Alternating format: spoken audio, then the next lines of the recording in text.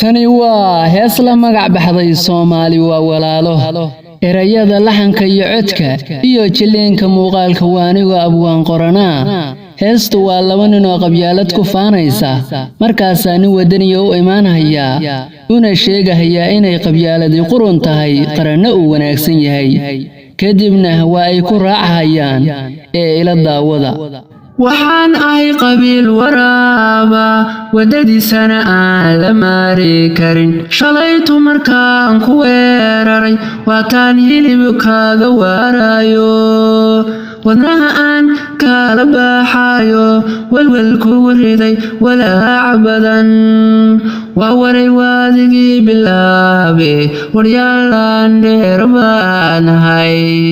faan aan jirin baa wadaaye ninkii waridhaha wadkiis galay warankaan ula baxayo wiiliyo aabihii ma dhaafe qabiilkaygu waa wareer waal waxaan qabta ruuxda umadayn waataan qabiilkaaga laayo adiga walwalku abuure weli wad miyaa ku soo wadaa bal warrama rogow waana wad kuma tahay rogow weedhaad lahaydeen wanaagaba kuma salaysnayn markaa maqlayaan wareero madaxiiba ay kala wareege rogow waanaan idiin waday warkaba anigoo ku dheeraan walaalaha carabta soo eeg waddanka jiina iska sii aad kasoo weeco jabaangaar waagii barya way hormarayaan dhammaan warshaday samaysteen wax soo saarkooda aragteen annaga qabiil baana waalo shalaan wiil dilay ku faacna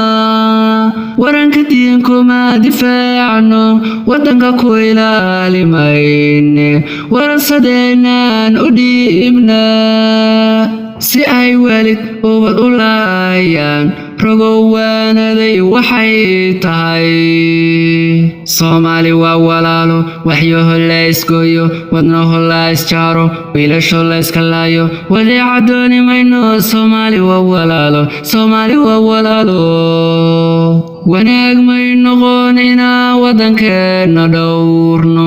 wanaag may noqon inaan wixii dhacay ilowno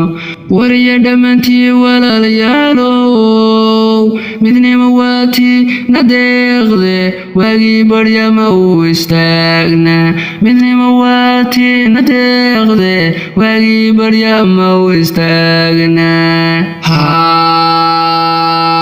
qabiilaba waan ka guurnay wadajir weeyaan go'aanku qabiilaba waan ka guurnay wadajir weeyaan go'aanku